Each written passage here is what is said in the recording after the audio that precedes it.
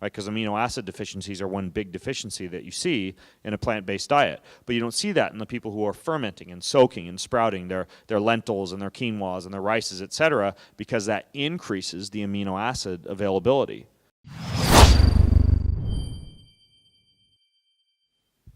Thank you for the talk. What's your opinion on plant-based diet?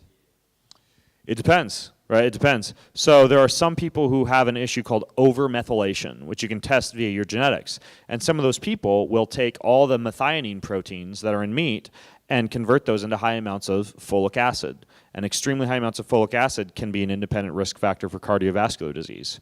There's a host of factors you guys are probably aware of with grain-fed meat, right? With meat that's been not only fed huge amounts of inflammatory grains like corn and wheat, and over in the U.S. they recently had like a cattle truck like tip over or a cattle feed truck tip over, and freaking Skittles came out. They're feeding the cattle Skittles over in the U.S. as well now also. So it depends on what the meat has been fed in a meat-based diet, and that also is going to influence whether or not it's actually healthy, right? So it does depend. There are some people, again, that can't process some of the amino acids in meat that well, who would do better on a vegan or a higher plant-based diet. There are some people that have that thing I talked about, hypercholesteremia, who actually don't respond well to like a higher fat diet or a ketogenic diet, and those people also can do very, very well, not necessarily by eliminating meat, but by at least limiting meat and especially limiting fats. And they can do pretty well on a little bit more of a plant-based diet.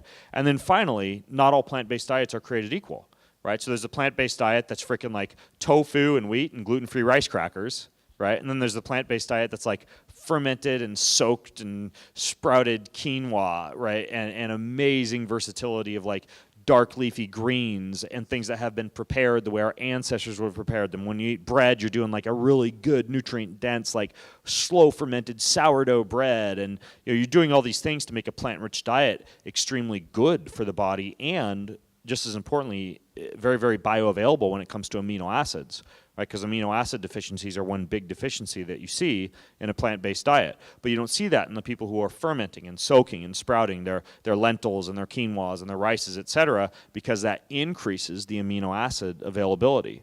So it all comes down to, is your body adequately primed for a plant-based diet when it comes to what your body needs from a methionine standpoint? What kind of meats would you be eating if you weren't eating a plant-based diet? And if they're crappy, then eat a plant-based diet if you just don't have access to good meats. And then if you're going to eat a plant-based diet, treat the plants the right way and make sure you're eating them in a way that's not harmful to your body. Thank you very much. Thank Yeah. you. Hello. Thank you for the talk again. Yeah. This is basically kind of a follow-up question.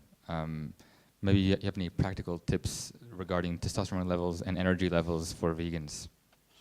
A lot of the stuff that I just talked about, but there are some things that notoriously tend to be low on vegan-based diets. Those things would be, number one, DHA, right, which a lot of times you'll find in fish. And even though chia seeds and flax seeds and seeds and nuts like that have the precursors to DHA in them, they don't get converted from what's called ALA into DHA very readily. And the conversion's like 2%, right? So you can't really rely on those as forms of DHA. If you're going true vegan, you can't rely on fish and eggs as a source of DHA. So you need to use something like spirulina or chlorella or any of these like algae-based supplements as a vegan appropriate source of DHA. So that would be one. Taurine is another big one that unfortunately you're mostly only going to find in meat-based products and Red Bull. So you could either drink a lot of Red Bull or you could like buy a taurine supplement and supplement with taurine. Two others that I'd say, and I have a whole article on my website called How to Customize Your Diet, and I list about 10 that vegans tend to be really low in. But two others I'd really focus on. Number one, you already know about creatine. Tough to find in plants, so I'd definitely be doing creatine in addition to taurine and DHA, and then a really, really good vitamin B, like boy complex. Actually, I'd throw one more in there, like a really good vitamin D, vitamin K blend as well. It's tough to find a good vegan source of vitamin D because most vitamin D, a lot of people don't know that vitamin D is basically made from sheep's hair. Like when you buy vitamin D, they're shining sunshine on sheep's hair. The sheep's hair produces vitamin D. They're extracting them from the vitamin D. But if you're vegan and you don't like beating up tasty little sheep with sunshine, then you got to find a different source. So mushrooms have some vitamin D in them if they've been exposed to sunshine. And if you do a search like on Amazon or Google for vegan vitamin D supplement, there's a couple companies. I think Life Extension Foundation might have a vegan-based source of vitamin D, but they're tough to find. But those would be a few of them: creatine, taurine, DHA, vitamin D, and vitamin B. There's a lot more, but those are the biggies. And if you soak, if you sprout, if you ferment, if you eat a really good, rich, varied plant-based diet, you can avoid a lot of those supplement deficiencies. So, All right. Thank you very much. yeah.